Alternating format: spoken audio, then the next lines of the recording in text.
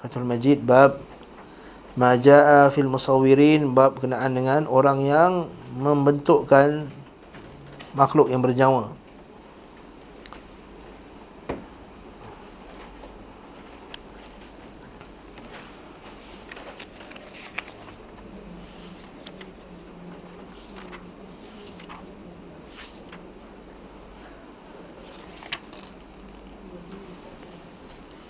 Okay. Dan pada kuliah lepas kita bincang masalah hukum orang yang membuat gambar ni. Kata Syekh Saleh Ali Syekh, membuat gambar ni terbagi pada tiga.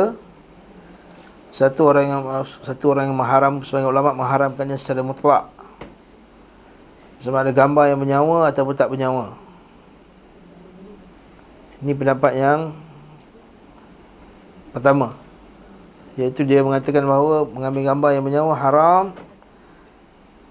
Bukan bernyawa, ambil gambar makhluk saja dah haram. Roh atau tak ada roh. Dan berdasarkan hadis Abu Hurairah, hadis yang pertama dalam bab ni, iaitu dia kata yakhluqu, mencipta. Dan Allah Ta'ala berfirman, firman Allah Ta'ala, wa man azlamu mimman yakhluqu ka khalqi. Siapakah orang yang paling zalim daripada orang yang mencipta dari seperti mana ciptaanku? Falyakhluqu dzarratan, maka ciptalah biji-bijian, seekor semut, zarrah. Aw liyakhluqu habbatan, maka biarlah dia ciptalah depan ni biji-bijian. Aw liyakhluqu sya'iratan, atau ciptalah satu biji gandum. Jadi letak sini semut ialah binatang yang bernyawa, itu gandum tak bernyawa, biji dia pun tak bernyawa. Jadi pendapat ulama yang pertama dalam masalah gambar adalah tidak boleh membuat gambar ataupun patung ataupun seumpama dengannya, apa-apa bentuk sekalipun tak boleh lah. Buat gambar apple pun tak boleh.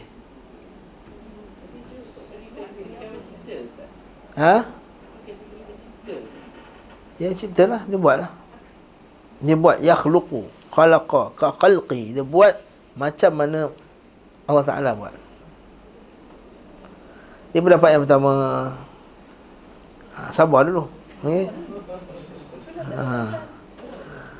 Pendapat yang kedua kata yang haram adalah apabila binatang tu binatang yang bernyawa. Okey? Binatang itulah binatang yang bernyawa atau makhluk yang bernyawa. Ini adalah pendapat adadun minas sahabah, sebahagian besar daripada sahabat, dan juga jumhur ahli ilmu, majoriti ulama. Berdasarkan hadis Ibnu Abbas radhiyallahu anhu, jaa rajulun ila Ibnu Abbas, datang seorang lelaki kepada Ibnu Abbas, kata inni rajulun usawwiru hadhihi as-suwar fa'aftini fiha. Aku makhluk, aku seorang lelaki yang kerja aku adalah membuat, ialah mengukir, buat patung, lukis. Maka kata Ibnu Abbas, udnu minni, dekat dengan aku nak baca satu hadis. Sebab dah tua kan, bila tua suara tak kuat. Udnu minni, fadana minhu, udnu minni, dekat lagi. Maka letakkan tangan ke atas kepala orang tu, dia kata, unabbi'uka bima sami'tu an Rasulullah sallam, aku beritahu kamu tentang apa yang aku dengar dari Rasulullah sallam, iaitu kullu musawwirin fin nar yaj'alu Allah bi kulli suratin sawwaraha nafsan fatu'adzabahu fi jahannam. Allah Ta'ala kata setiap orang yang melukis itu maka dalam neraka, maka setiap gambar yang dilukiskan tu akan mengazabkannya di akhirat kelak.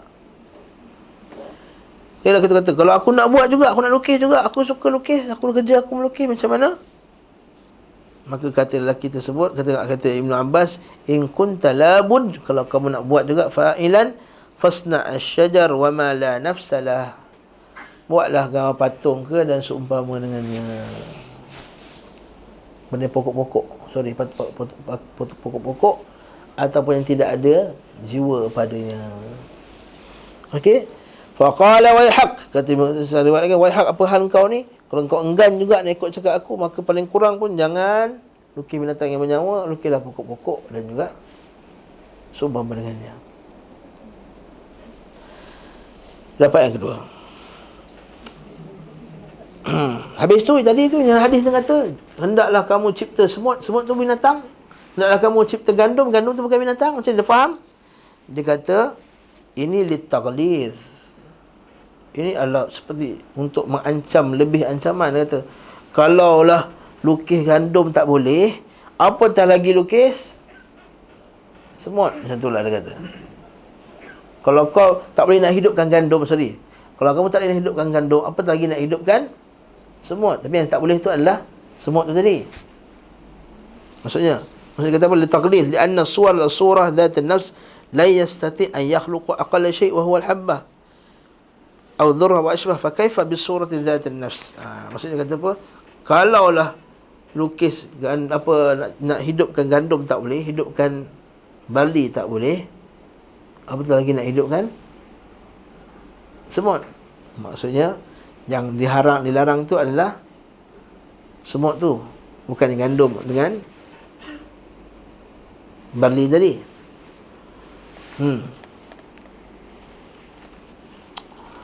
Yang ketiga, iaitu qaul man farraqa baina fihi al-mudaha. Yani dia illah dia pandang bukan pada patung tu. Illah dia adalah dia buat dengan tangan. Wa ma laysa fihi mudaha, tak ada unsur mencipta. Fa idza kana yusawwiru bi yadihi wa li amal yadihi dakhala fi at-tashkil. So kalau dia bentukkan, dia tulis pop macam tu, akhirnya rupa binatang ke rupa manusia, ayat ni ialah dia lukis. Dia yang lukis, dia yang bentukkannya, dia yang ukirnya.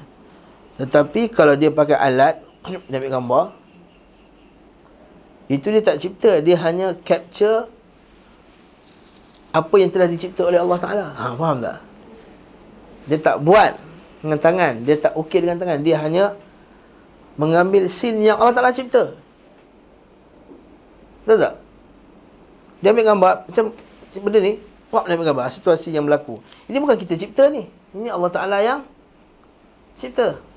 Ada pun kalau lukis, dia terpaksa buat pada hidung. Dia bentukkan hidung, dia bentukkan muka, dia bentukkan mata. Ini pendapat yang ketiga. Wa hadha qaulun ta'ifatun minal mu'asirin min ahli al-ilm faja'alu anna taswir bil kamera. Oleh itu pendapat yang ketiga dia kata ambil gambar dengan kamera atau seumpama dengannya mubah harus, kerana tak ada unsur peniruan dekat situ. Sebab itu memang apa dalam, macam apa yang Allah Ta'ala tiru, dia tak tiru, faham tak? Dia hanya ambil capture, dia tak tiru. Yang Nabi marah ni adalah orang yang yakhluqu ka khalqi, mencipta seumpama ciptaanku. Ini sebabnya berlakunya khilaf.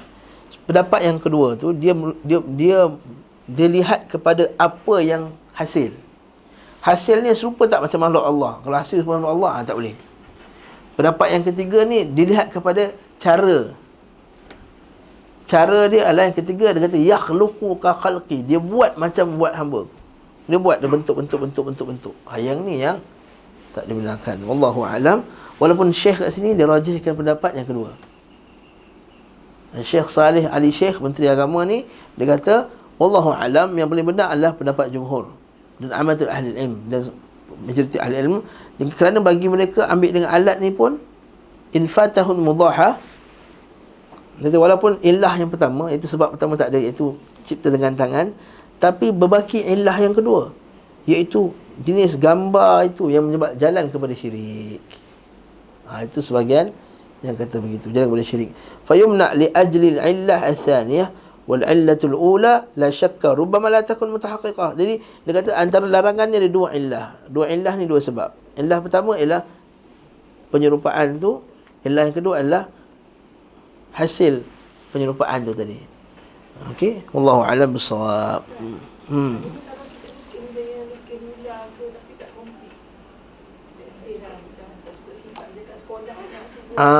Sebab tu kata apa maksud tak komplit tu. Jadi akan kita bawa pada perbincangan yang ke hadis yang terakhir riwayat ni. Kalau kita baca buku dia kata apa? Abul Hayyat Sen kata apa? Ali telah mengutuskan aku sebagaimana Rasul telah mengutuskan dia, iaitu bila nampak saja berhala adalah untuk kita menghapuskannya Jadi apakah minimum hapuskan berhala, minimum hapuskan patung? Iaitu falyusayyir kahayati syajarah, iaitu kamu kena menghapuskan ma'alimul wajh, wajah dia, hatta la tabqa surah, tak ada rupa dah. Kerana seperti apa? Kerana kata Nabi SAW dalam hadis yang sahih riwayat Abu Daud, Tirmizi, Baihaqi dan juga dalam Sunan Al-Kubra dan Syu'abul Iman, kata famur bi ra'sit timthal, kamu lalu kat kepala berhala tadi, bil bab, dekat pintu masuk, falyaqta, putus, hancurkan kepala dia, ataupun falyusayyir, ubahkan muka dia, kaya atis syajarah, macam pokok bila potong dia punya kepalanya, dah orang tak panggil pokok dah, betul tak? Kalau kita potong atas, tinggal dia punya batang je, orang tak panggil pokok dah, orang panggil batang, orang panggil tunggul, betul tak? Orang tak panggil pokok. Jadi minimum kena hapuskan muka. Seperti kalau kita tengok buku-buku daripada Arab Saudi kan, nampak tak? Buku-buku biasanya ambil wuduk, muka tak nampak. Okay. Kecuali satu bab saja ulama bagi kelonggaran, hanya untuk bab mengaji tu je. Orang belajar biologi, kedoktoran, buku teks dia mesti nak kena ada muka tu tak? Ini hidung, ini mata dekat mana, ini dekat mana, dia punya semua body dia. Kadang-kadang memanglah terpaksa ada gambar perempuan bogel, kadang ada gambar lelaki bogel dalam tu, sebab ini untuk biologi lah. Yang bukan untuk biologi saja nak tengok, muka haram.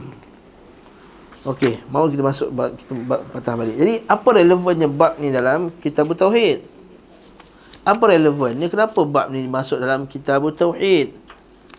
Jadi kat sini Syekh rahimahullah dia kata ada 3 wajah munasabah, 3 bab kenapa dia ni diletakkan dalam kitab tauhid.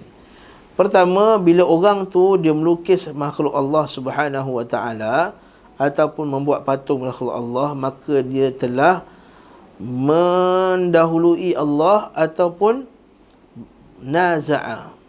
Kalau bahasa Arab naza'a tu maksudnya berselisih dengan Allah dalam perkara yang khas milik Allah Ta'ala saja. Nak merebut benda yang khas milik Allah.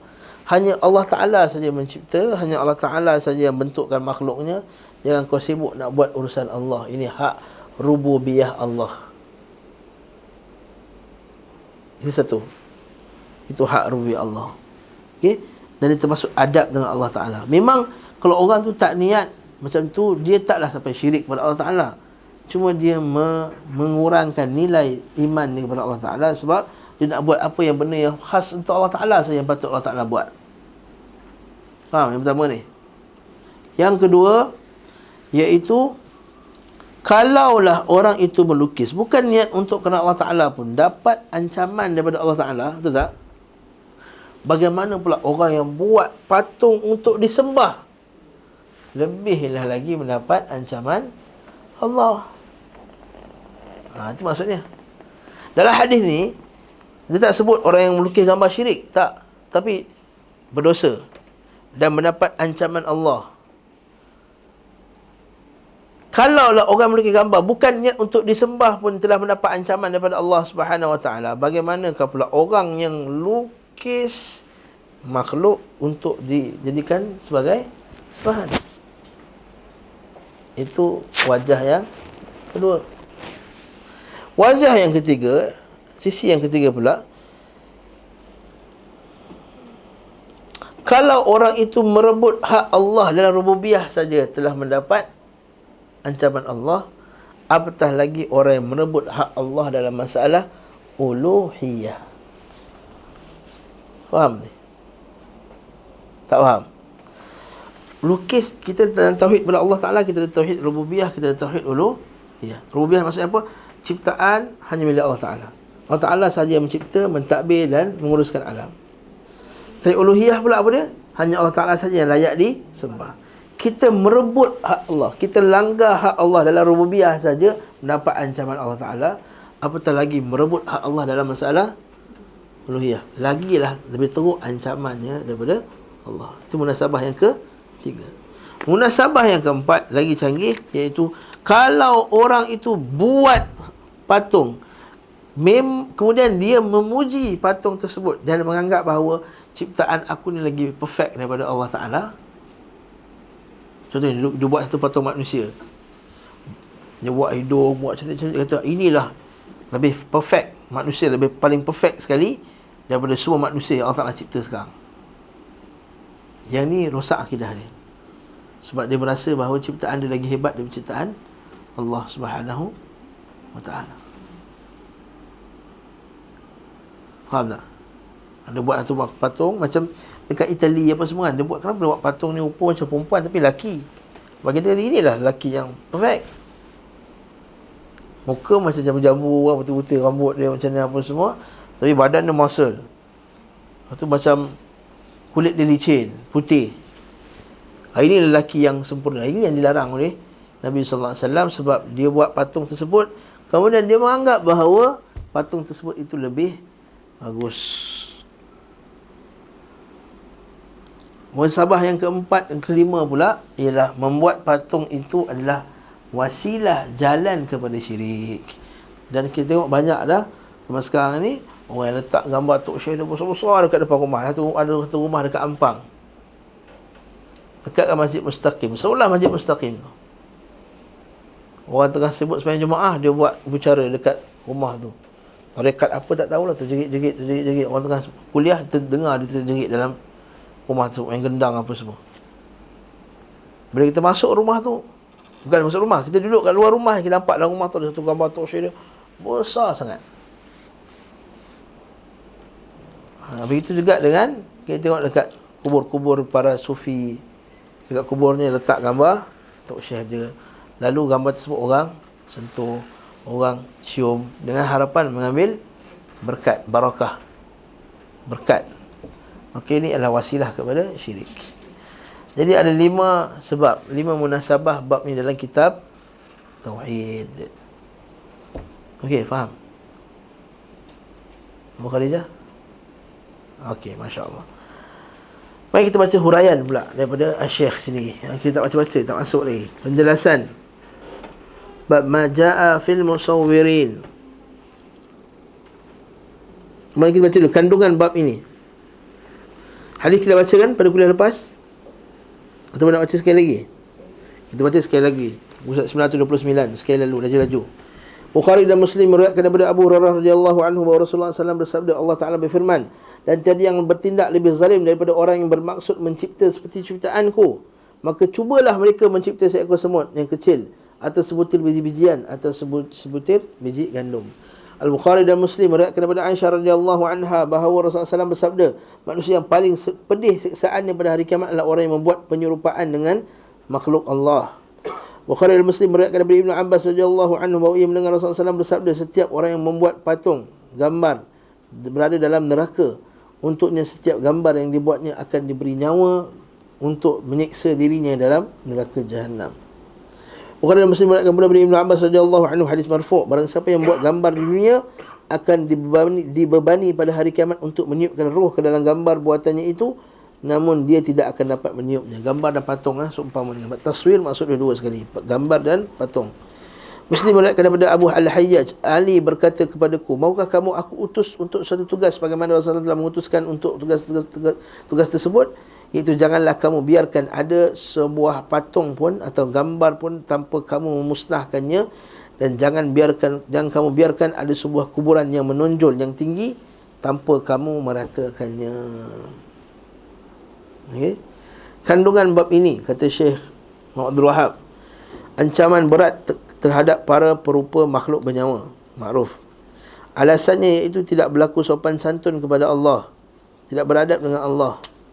Itu alasannya. Kerana hadis tadi kan, dan tiada yang lebih bertindak lebih zalim daripada orang mencipta seperti ciptaanku. Yang ketiga, maka cubalah mereka mencipta seekor semut dan seumpama dengannya.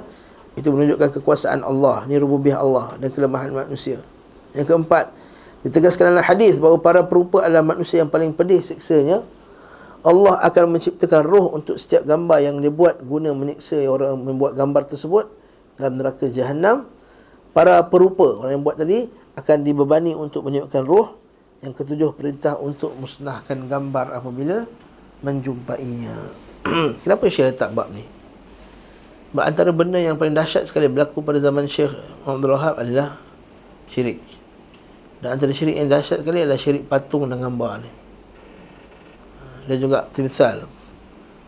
Sehingga pada zaman Syekh dulu ada satu pokok tu orang sembah, dan dia kata pokok tu bercakap. Pokok tu boleh cakap. Boleh tak jadi berlaku, boleh berlaku tak macam tu? Boleh berlaku. Ha?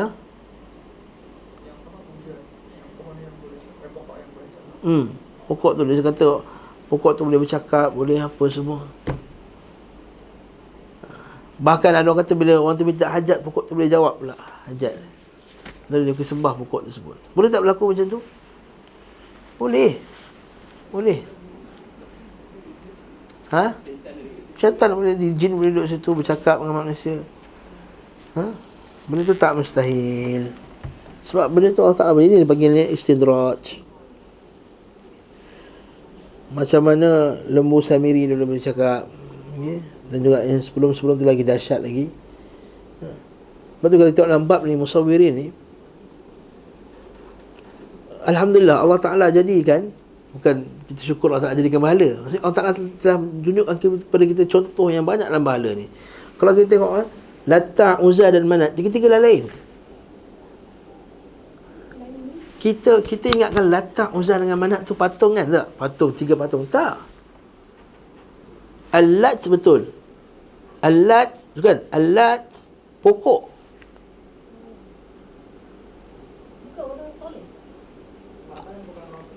Itu sebahagiannya. Sebahagian kata macam tu, sebahagian tafsir. Al-Lat disembah dekat selatan, dekat Yaman. Al-Uzza dekat Mekah, Al-Manat dekat utara. Al-Uzza pokok, Al-Manat pula kubur atau batu, hajar, batu. Ada sebagian pula Al-Lat, sebagian tafsir sebagian tafsir Al-Lat yang sapu, yang kacau tepung tu. Jadi tapi yang pentingnya tiga-tiga tu di atas kubur, atau dua tu di atas kubur orang saleh tadi. Faham? Al-Lat atas kubur orang saleh, Al-Manat atas kubur orang saleh. Lepas tu dua-dua ni batu, rupa patung. Al-Uzza dia bukan rupa patung, dia rupa pokok, Al-Syajar. Lepas tu dah kita kata Syekh Saleh Fauzan, dia kata ini tunjukkan bahawa yang dilarang untuk sembah bukannya hanya patung saja. Apa saja yang kamu minta hajat kepadanya, sama ada pokok ke, patung ke, batu ke, berhala ke, tak berhala ke, itu termasuk juga dalam keadaan menyembahnya. Ini jawab kepada golongan-golongan yang syirik ini, penyembah-penyembah kubur. Dia kata, ini bukan berhala Ustaz, ini kubur. Tak, kita kata zaman itu orang sembah kubur, dan kita panggil penyembah kubur, dan ketika itu dipanggil penyembah berhala. Betul. Kalau kita jumpa nanti kitab tauhid dalam bab-bab yang awal nanti, dia panggil afara'aitumul lata wal uzza wa manata thalithatal ukhra. Dilarang bertabarruk. Nanti kita akan jumpa nanti dalam bab ni, dilarang mengambil berkah dari pohon, batu dan sejenisnya. Muka 241. Nanti kita akan ulang balik insya-Allah bila kita khatam kitab ni. Kita akan sambung balik.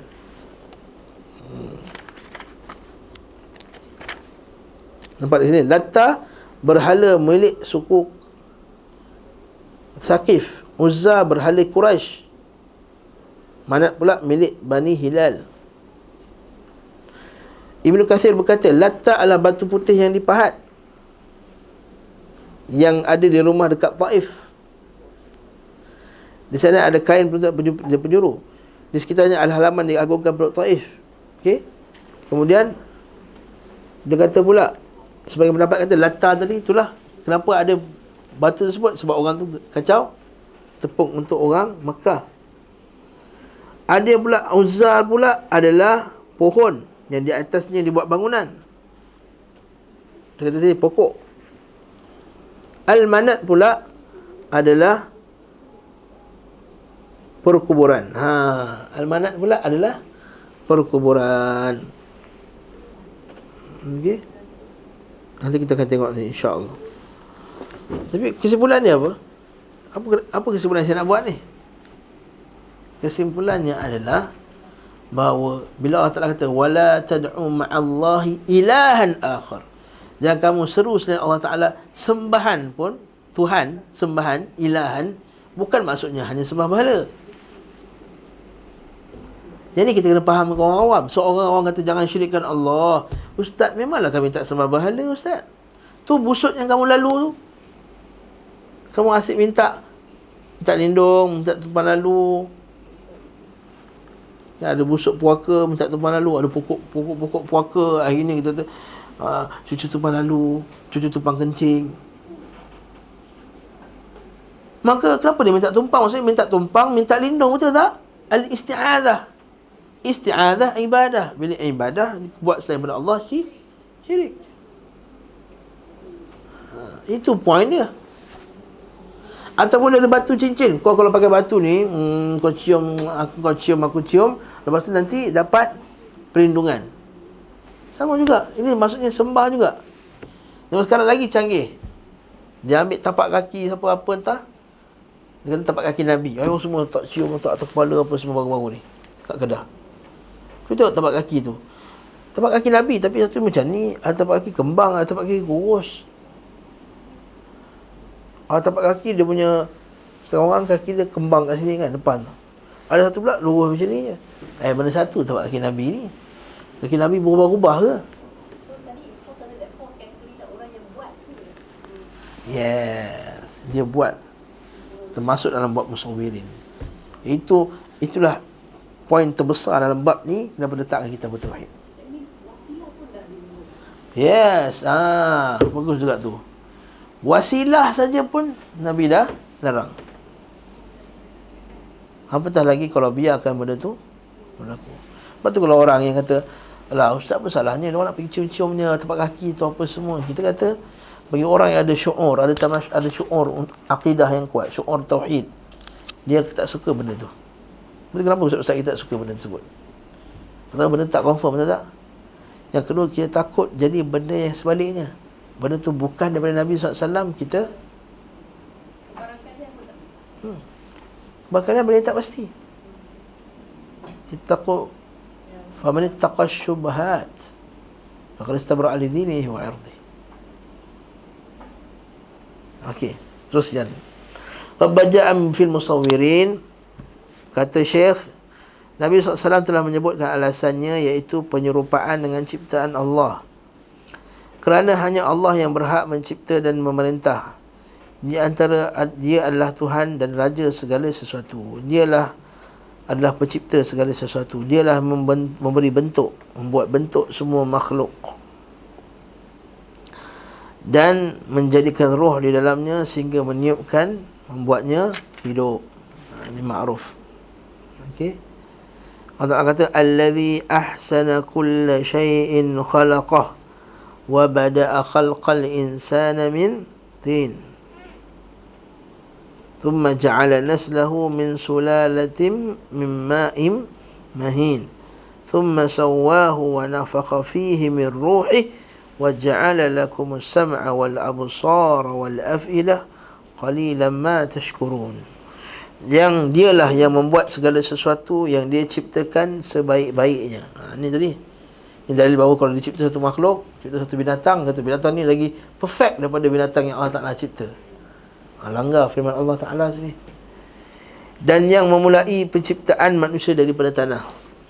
Ini juga rad ke atas golongan siapa? Rad ke atas golongan Syuyu'iyyin dan juga golongan yang mengatakan manusia daripada monyet. Cuma sekarang ni ada timbul satu lagi grup yang baru pula. Dia kata tak bertentangan manusia dengan daripada monyet dan daripada tanah. Dia kata mula-mula daripada tanah tu Allah Ta'ala cipta monyet. Daripada cipta monyet, dia lalu evolusi, lalu jadi Adam. Macam mana tu Abu Khadijah? Nampak relevan juga. Jadi tak, sebab dulu orang kata mana boleh teori Darwin. Darwin ni kata manusia daripada monyet. Tak, manusia daripada tanah. Sekarang ni ada sebahagiannya orang Islam tau, dan kaji sains juga, dan dia suka teori Darwin, Lalu dia kata apa? Tak bertentangan sebenarnya teori Darwin dengan Quran. Iaitu monyet tu asal daripada tanah. Monyet daripada tanah. Tanah tu betul-betul jadi Adam. Atau bukan Adam lagi, jadi monyet. Lalu monyet tu evolusi daripada monyet lama-lama, baru jadi Adam.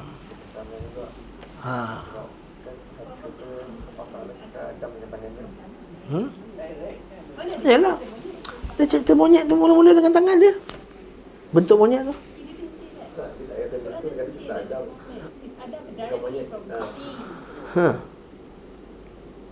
Nampak? Kita daripada Adam. Bila kita daripada Adam, adakah kita direct daripada Adam? Bila Nabi kata an-nasu kulluhum min Adam, manusia semua daripada Adam. Adakah kita daripada Adam? Tak kan, kita daripada beberapa generasi daripada Adam. Yeah, but the generasi doesn't include animals.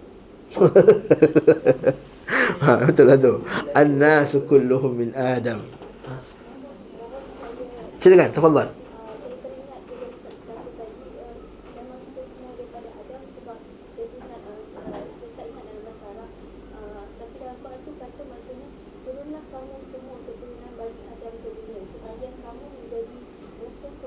Ba'dukum li ba'din adu walakum fil ardi mustaqarr. Naam, betul?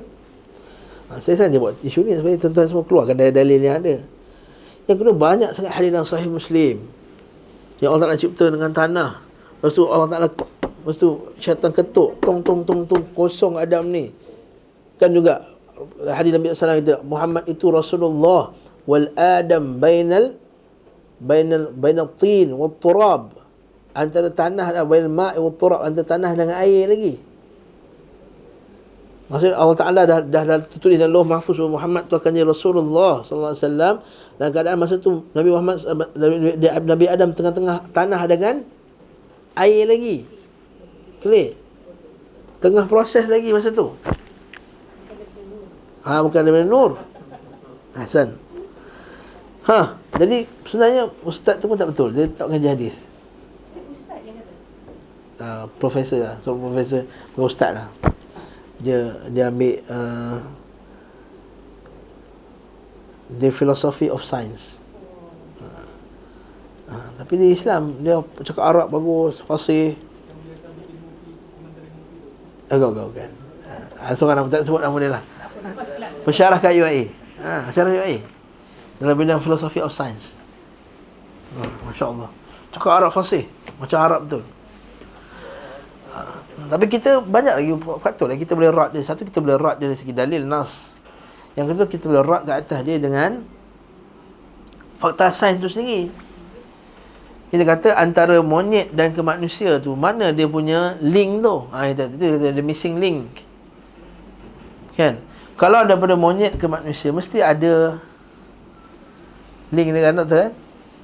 Yang menunjukkan bahawa ada proses tengah-tengah tu manusia antara monyet dan manusia.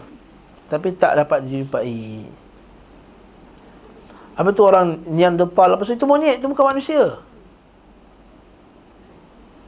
Atau orang Neanderthal lah apa semua kan. Itu memang monyet. Dan Alhamdulillah, diorang baru jumpa 70,000 tahun lepas satu mamia dekat Mexico. The Mexican boy, boleh buka ni. 70,000 tahun yang lepas, sebab diorang kata apa, kita ni 70,000 tahun monyet lagi. Diorang kata 35,000 tahun baru tengah-tengah tu baru bertukar. 70,000 tahun masih monyet lagi, dia kata manusia. Sekali bila tengok satu baby nama Mexican boy, budak Mexico yang telah dimamikan, berumur 70,000 tahun, komplit macam manusia, tak ada apa macam bongkok-bongkok ke bulu-bulu, tak ada. Jadi sini dalil bahawa korang punya teori tu ialah teori yang salah, tak betul. Barakallahu fikum. Okay? Alhamdulillah, Allah Ta'ala jawab dalam Quran dah. Dan apa jadi? Dan dia menjadikan keturunannya daripada sari pati air yang hina, mimma immahin, air mani. Thumma sawwahu, kemudian sawwa. Apa tu perkataan sawwa? Maksudnya sempurnakan, buatkan. Betul orang kata sawi asyai, buat teh. Ish sawait. Macam kita, kalau kita bahasa Melayu, bahasa rasmi, madza taf'al, itu bahasa Arab yang fasih. Kita kata madza taf'alu ya akhi, itu betul. Tapi kalau Arab asli kata isawait sawi lana syai, sawi lana syai, sawi itu maksudnya buat kan. Betul tak lah? Thumma sawwahu, bila Allah sempurnakannya, wa nafakha fihi min ruh, tiupkan roh. Ini roh kata tadi dah. Wa ja'ala lakum as-sam'a, yang Allah Ta'ala jadikannya pendengaran, wal absar penglihatan, wal afidah. Ini di kelas Sa'li dia akan jelaskan. Memang betul, lepas Allah Ta'ala masukkan roh je, masuk roh je, Allah Ta'ala jadikan mula-mula dia telinga dulu, dan mata, dan hati, wal afidah. Qalilan ma tashkurun. Okey.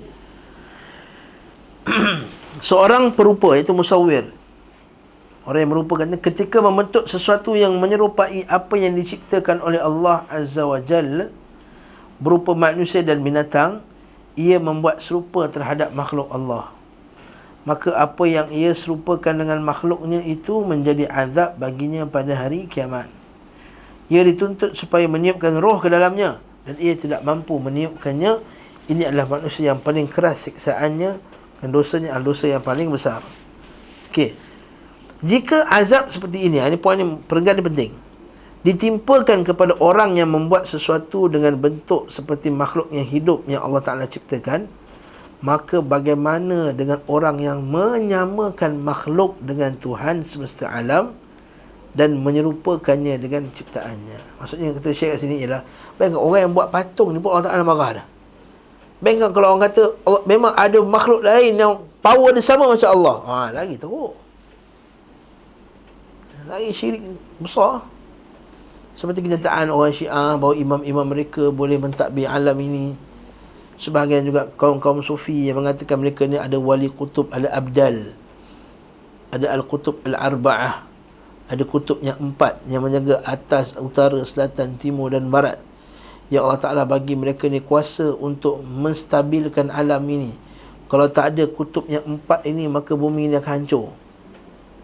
Pernah baca buku tu? Sufi, baca dalam tarikat Syadziliyah, ada Tijaniyah, semua sebut ni. Salah fasilitation. Ya Allah Ta'ala ada abdal. Daripada abdal Allah Ta'ala pilih kutub. Abdal ada 12, kutub ada 4. Wali-wali abdal yang Allah Ta'ala bagi dia kuasa, kelebihan. Bukan Imam Syiah. Ini wali-wali. Dia ada 36 wali. Daripada 36 wali tu, tapis-tapis lagi ada 12. Ada 24. 24 12 ada 8 ada 4 yang kutub, wali kutub yang al-kutubu al-ghawthu al-azim. Dia macam outsource lah. Allah Ta'ala bagi orang ni yang jaga alam ni. Sama seperti Indonesia Syiah. Syiah kata 12 imam ni boleh mentadbir urusan alam. Dr. Khamenei tahu sebelum dia mati, bila dia boleh pilih bila dia nak mati. Repeat kan? Okay. Sebab wali mulham dapat daripada Allah Ta'ala terus. Sebab tu dia berkata apa? Wali itu atas daripada Nabi, bawah daripada Rasul.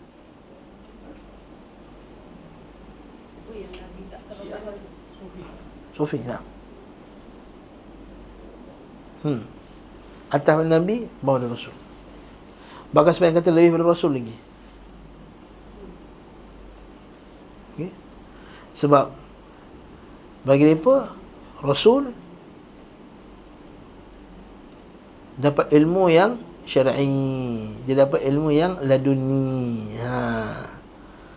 Contohnya Khidir dapat ilmu, Musa dapat ilmu syar'i, Khidir dapat ilmu laduni. Itu sebabnya, faktornya mereka lebih teruk. Jadi kat sini lah, serta mempersembahkan kepada makhluk itu sesuatu bentuk ibadah. Padahal Allah menciptakan makhluk tiada lain hanya untuk beribadah kepadanya. Begitu juga dengan kalau dia buat patung lalu orang itu beribadah kepada patung, lagi teruk. Okey.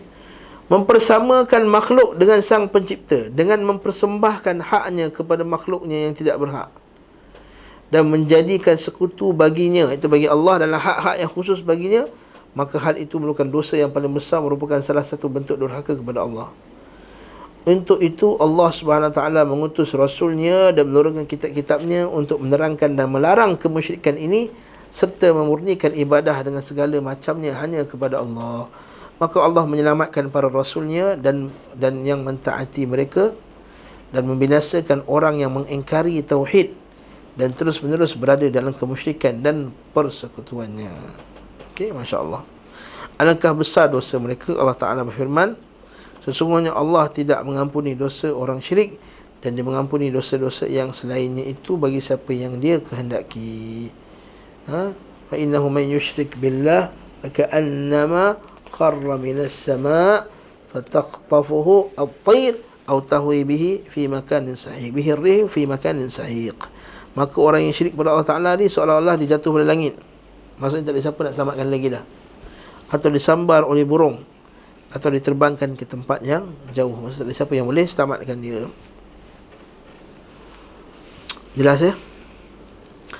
Dan daripada Abil Hayyaj, daripada Ali radhiyallahu anhu, dia kata, ala ab'athuka ala ma ba'athani Allah Rasulullah sallam alla tala' timthalan illa tamastah wala qabran musyrifan illa sawaitah. Maukah kamu aku utus untuk satu tugas sebagaimana Rasulullah SAW telah mengutusku untuk tugas tersebut, iaitu jangan kamu biarkan ada sebuah gambar tanpa kamu musnahkan, dan janganlah kamu biarkan ada kubur yang menonjol tanpa kamu meratakannya. Di dalam hadis di atas penjelasan bahawa Rasulullah SAW mengutuskan Ali untuk pekerjaan itu, iaitu pada tahun ke-8. Bila pembukaan kota Mekah, bila Nabi dah kuasai Mekah je, Nabi hantar Ali. Hapuskan semua kubur-kubur yang dekat Mekah ni, dekat keliling. Tahun ke-9, Nabi suruh umumkan, pada tahun tersebut tidak lagi orang boleh tawaf secara berbogel. Orang kafir tak boleh masuk lagi dalam Makkah, dan takkan masuk syurga melainkan orang beriman saja. Tahun ke-10 Nabi pergi haji. Ini dalil bahawa Nabi SAW menangguhkan buat haji bukan sebab boleh tangguh. Nabi SAW menangguhkan buat haji sebab ada penghalang-penghalangnya. Antaranya ada lagi berhala. Yang kedua ada lagi amalan berhaji dengan cara bogel. Okey. Masa tu orang jahiliah, siapa yang datang pergi buat haji dengan tidak berpakaian dengan pakaian orang Quraisy, maka disuruh beli baju Quraisy. Siapa yang tak ada duit untuk beli baju Quraisy, atau bogel. Allah yatuh bil baiti uryanan. Betul kan dia kata apa? alla yatufa bil baiti uryanan, jangan kamu tawaf secara bait uryanan. Okey.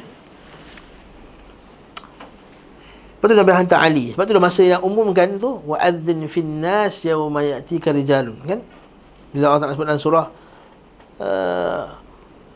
At-Taubah tu, bila Allah Ta'ala hantar siapa? Allah Ta'ala hantar Abu Bakar dengan Ali, tak Abu Bakar dengan Umar atau Abu Bakar dengan Uthman. Nabi hantar Abu Bakar dengan Ali untuk umumkan bahawa lepas ini tidak ada berhala lagi dan tidak ada lagi orang tawaf bogil, sebab Ali yang Nabi hantar untuk hancurkan berhala tadi. Kenapa Ali? Nabi tak hantar orang lain?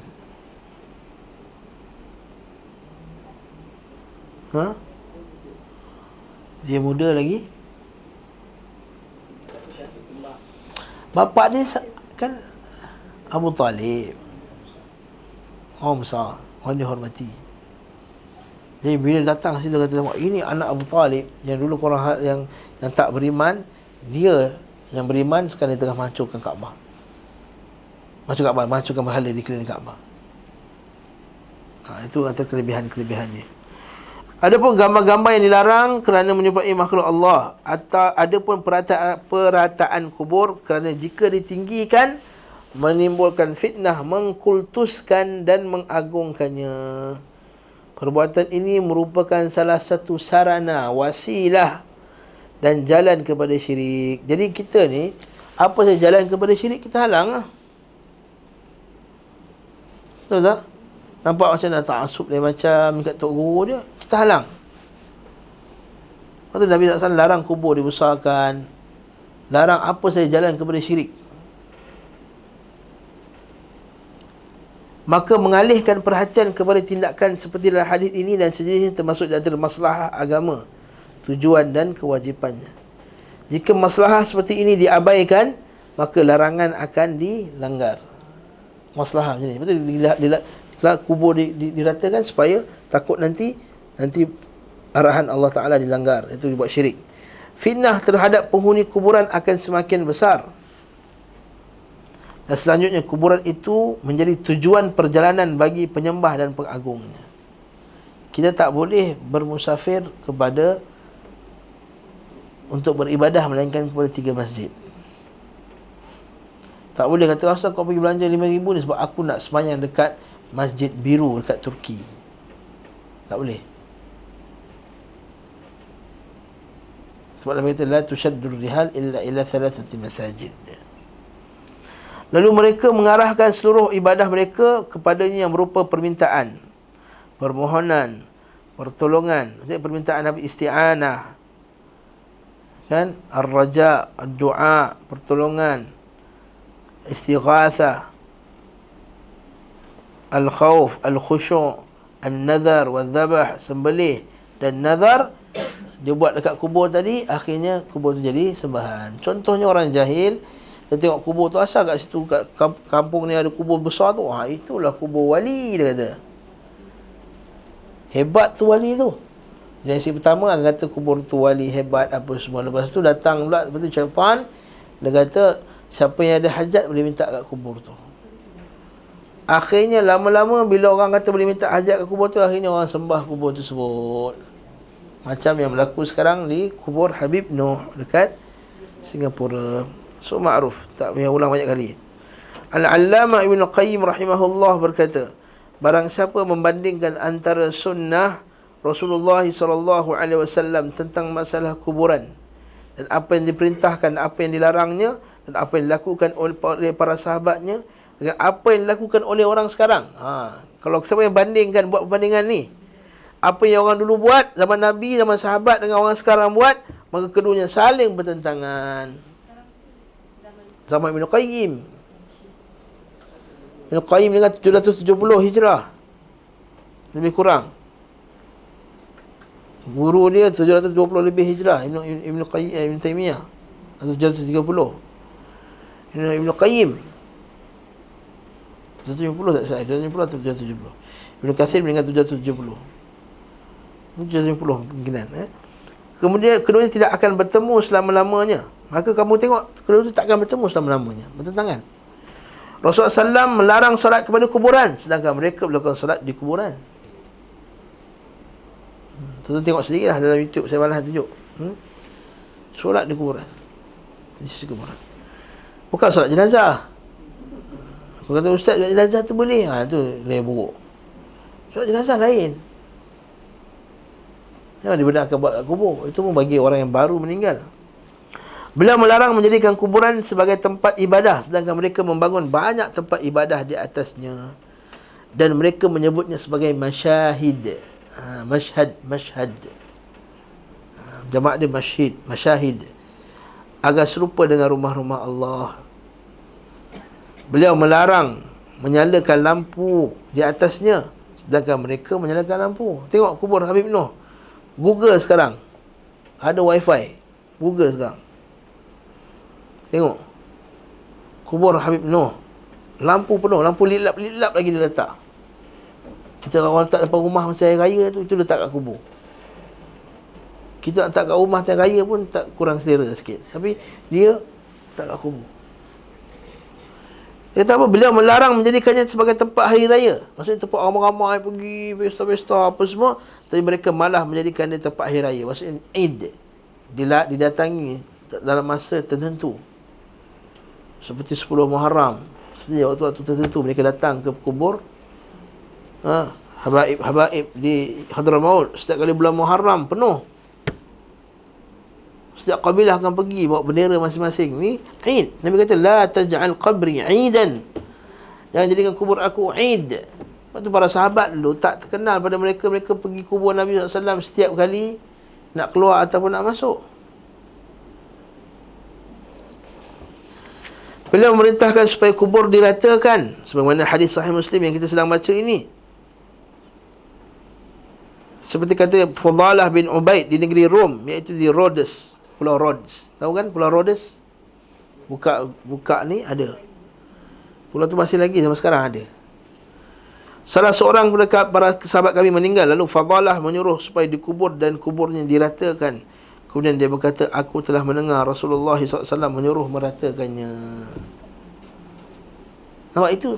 Al-Hayyaj, Ali radhiyallahu anhu, Aisyah radhiyallahu anha, Fadalah bin Ubaid. Semua sahabat-sahabat ni semua dicerita bahawa kubur kena rata. Datang kat sini, ada ustaz kata, kalau kubur itu orang yang soleh, boleh didirikan supaya menjadi peringatan kepada orang lain supaya beramal soleh.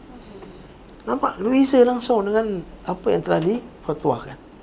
Kalau bila kata Nabi kata, jangan jadikan kubur tempat sembahan. Oh, dia kata sebab kubur tu ada najis. Dia kata, najis apa dekat kubur? Oh, mayat najis. Dia rasa mayat tu najis. Ada lagi pula yang lagi canggih lagi. Dia kata apa? Kenapa dilarang buat binaan atas kubur? Dia kata supaya itu kan tanah wakaf, nanti tanah kubur sempit nanti. Adakah sebab itu Nabi larang buat kubur sempit? Apa itu kenapa? Apa kaitannya dengan disebut Yahudi? Kan? Laknat Allah kata Yahudi dan Nasrani, mereka buat binaan di atas kubur. Adakah kerana orang Yahudi tanah tak cukup masa tu? Bukan sebab tanah tak cukup. Takkan Nabi sebut bersama dengan Yahudi, maksudnya Yahudi tu dia jadikan kubur ni sebagai masjid, tempat beribadah. Satu lagi orang kita confuse juga. Dia kata yang dilarang tu buat masjid, ustaz. Kita bukan buat masjid pun. Dia lupa bahasa Arab, masjid adalah tempat ibadah. Sebab perkataan sajada bukan hanya sujud, boleh juga tempat ibadah.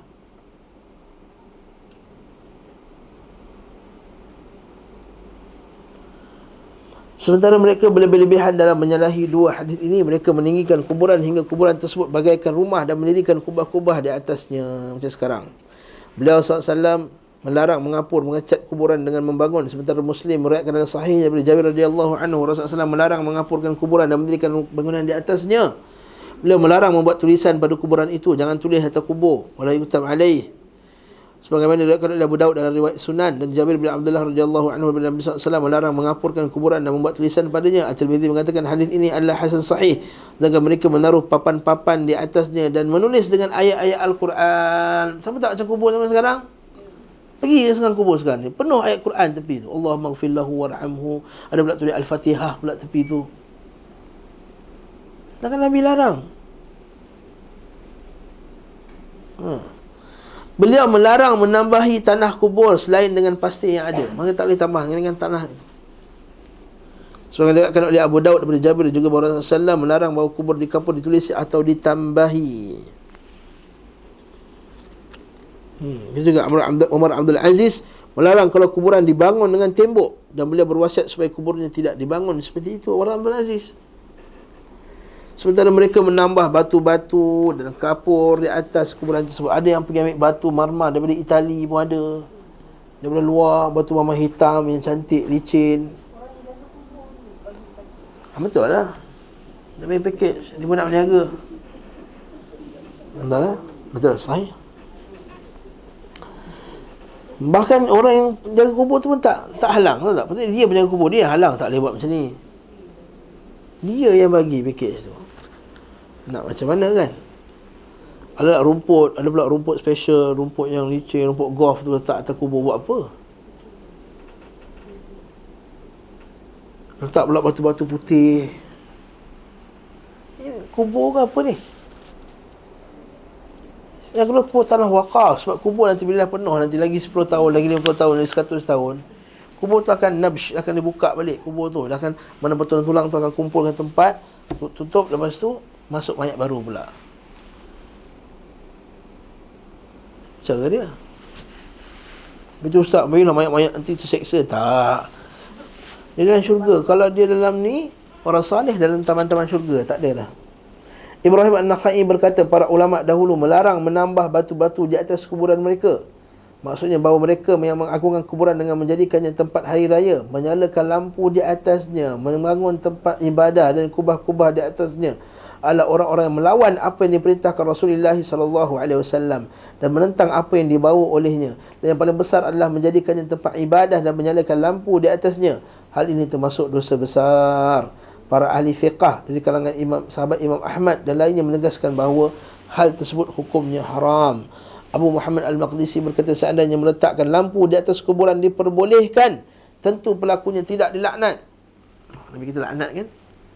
Kerana perbuatan itu berarti membuang-buang harta tanpa faedah dan berlebih-lebihan dalam mengagungkan kuburan, serupa dengan mengagungkan bahala. Kita pernah jumpa hadis Amr bin Al-As sebelum ni, Sahih Muslim kan. Kata bila aku meninggal, jangan ada siapa pun ikut mayat aku dengan lampu-lampu. Jangan letak kat kubur aku lampu-lampu. Jelas? Solar power. Sekarang ni canggih lagi. Dia buat pula mesin tu, mesin baca Quran tu sebelah kubur, solar power. Dia akan automatik akan pasangkan Quran baca kat situ. Subhanallah, canggih betul. Kenapa dia tak pasang dekat tempat orang hidup, dekat Sogo, dekat apa semua mesin tu? Kat bus stand apa semua, letak kat orang mati. Abu Muhammad berkata, tidak boleh menjadikan masjid-masjid di atas kuburan. Berdasarkan hadis di atas dan sabda Nabi sallallahu alaihi wasallam, Allah melaknat orang Yahudi dan Nasrani sebab tanah tak cukup ke? Takkan Allah Ta'ala nak Yahudi dan Nasrani sebab alasan tanah tak cukup? Bukan. Mereka menjadikan kuburan Nabi-Nabi mereka sebagai tempat ibadah. Allah melarang apa yang mereka perbuat. Kerana pengkhususan kuburan dengan salat di sisinya menyerupai sikap mengagungkan berhala dengan sujud dan taqarrubnya kepadanya. Telah diriwayatkan kepada kami bahawa permulaan penyembahan berhala adalah dengan pengagungan terhadap orang-orang mati dengan membuat patung-patung, mengusap-ngusap dan salat di atas sisinya.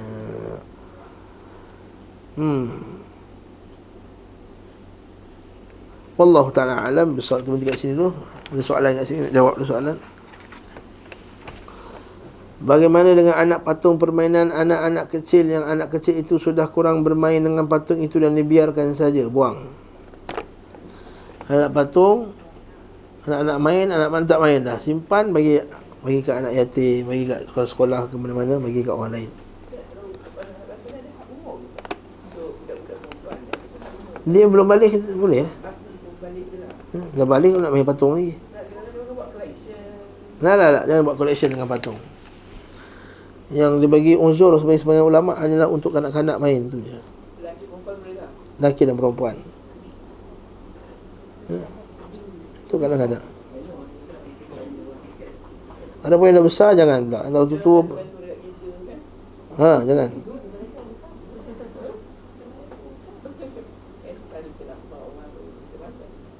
Yang dah tua tak nak patung lagi tu.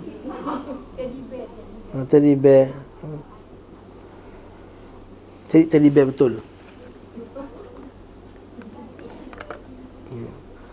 Bagaimana dengan lukisan burung di dahan pokok yang gambarnya kelihatan seperti real, seperti hasil seni dan mata pencarian? Oh, tak boleh lah. La syak fi. Tak syak lagi, melukis ni tak ada khilaf. Buat melukis patung, melukis dan membuat patung tak ada khilaf. Khilaf hanyalah pada gambar saja, fotografi. Ada pada melukis dan pada mengukir patung tidak ada khilaf padanya, walaupun sikit pun tak ada khilaf langsung.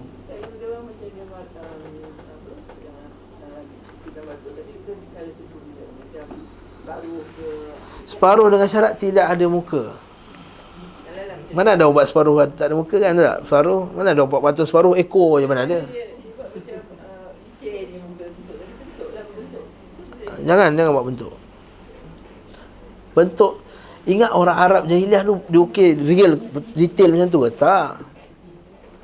Patung dekat Amerika Selatan, patung hidung, ada bentuk hidung, bukan detail ada mata, ada bulu mata. Tak, tetap juga itu dianggap sebagai patung. Yang penting ada muka, ada wajah. Bila ada wajah, ada kepala, maksudnya patung tu ada patung. Maksudnya kena pecahkan patung. Kita ini bukan patung lah, pecah dah patung ni. Tahu tak? Betul Nabi kata hancurkan wajah ni. Yang disebut banyak kali dah. Hancurkan wajah. Barbie dolls ni, na'am. Yes. Mesti buang, don't sell it. Tak boleh jual. Kalau jual, apa yang haram menggunakannya, haram jual. They just wasted their money lah. Siapa suruh bazir dulu awal-awal? Ha? Dia tak tahu ke dia enggan untuk tahu? Yeah, the Barbie dolls are very fancy. Yes, nah. Buang je lah. Okay, buang je. Kau boleh jual? Ada fatwa boleh jual? Fatwa boleh jual patung kepada ni? Untuk budak-budak untuk budak-budak tu lain cerita lah. Tapi kita jual untuk budak-budak main lah, bukan jual untuk kepada orang tua yang lain. Robot tak? Robot lah. Robot bukan orang. Robot lah. Macam mana kalau robot tu dia buat dalam bentuk serupa macam orang? Transformers bukan orang. Orang tak panggil orang, orang panggil robot. Tapi kalau robot dia buat macam orang. Gundam tu robot. Ini robot untuk orang, macam Robocop. Robocop untuk orang. Muka dia muka orang kan. Kita sebut tadi untuk kepada kanak-kanak boleh. Kanak-kanak saja dibenarkan untuk main. Tapi Barbie is dangerous because dia perfectkan lagi. You know, like this is the perfect. Itu isu lain. Itu isu meracunkan kepala anak kita. Comel cantik mesti macam Barbie. Betul tak? Cantik tu sebab tu saya tak beli patung Barbie untuk anak saya sebab yalah walaupun patung mainan tapi Ultraman saya beli. Tak, saya sebut terang-terang lah. Ultraman saya beli untuk anak saya sebab tapi kalau patung Barbie tu dia memberi gambaran yang tak elok pada anak kita bahawa cantik mesti macam tu. Tapi sekarang ada anak patung lain pula, anak patung pakai tudung. Ada saya tahu semalam MPH. Nama dia Muslimah punya apa? Muslimah punya anak patung. Allah Ustaz. Apa nama dia? Ada nama dia. Wallahu a'lam bissawab. Subhanakallah. Walaupun Syekh Shalih Fauzan saya sebut kat sini, walaupun Syekh Shalih Fauzan dia kata, asal boleh patung untuk anak, dia beli mainan lain. Dia kata. Bahkan Syekh Fauzan dia tak suka orang buat kartun-kartun Islami, dia kata. Nak dakwah orang tak payah pakai kartun. Dia kata. Banyak cara lain. Dakwah orang. Wallahu a'lam bissawab.